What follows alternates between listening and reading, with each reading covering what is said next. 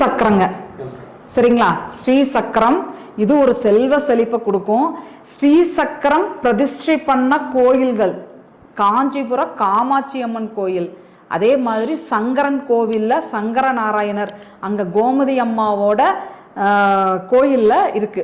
அந்த மாதிரி நீங்க ஸ்ரீசக்கரம் உள்ள இடங்களுக்கு போயிட்டு வரலாம். இல்லை ஸ்ரீசக்கரத்தை நம்மளோட சகோதரர் வந்து ஜோதி ரகசியங்கள் ஓனர் அவரோட ஆஃபீஸில் டேபிள் மேலேயே இருக்கும்.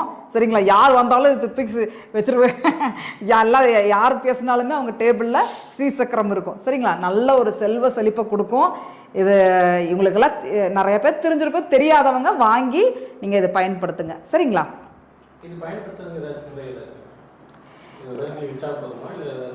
இது வந்து வெள்ளிக்கிழமை வாங்குறது சிறப்பு. சரிங்களா? சுக்கர ஓரையில் வாங்குறது சிறப்பு. நீங்கள் அப்படியே வாங்கினாலும் உங்கள் பூஜரையில் வைக்கிறீங்க அப்படின்னா, நம்ம இந்த மாதிரி ஒரு பொருளை வாங்கிட்டோம், நம்ம என்ன பண்ணலாம்? இது வந்து பார்த்துட்டிங்கன்னா முன்னாடி பின்னாடியெல்லாம் கண்ணாடி இருக்குது. சரிங்களா? அப்போ நம்ம என்ன பண்ணலாம்? லைட்டாக நம்ம என்ன பண்ணுறது, ஃபஸ்ட்டு உப்பு தண்ணியில் வாஷ் பண்ணணும் இதையே. ஓகேங்களா? உப்பு போட்ட தண்ணியில் வாஷ் பண்ணணும். அதுக்கப்புறம் மஞ்சள் தண்ணியில் வாஷ் பண்ணணும்.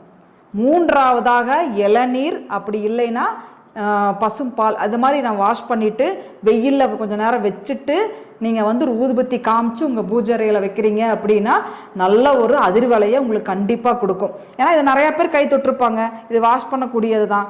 எந்த பொருளுமே நம்ம சுத்தி பண்ணி நம்ம பயன்படுத்துறது நம்மளுக்கு ஒரு நல்ல வளர்ச்சியை நம்மளுக்கு நிச்சயமாக கொடுக்கும். சரிங்களா?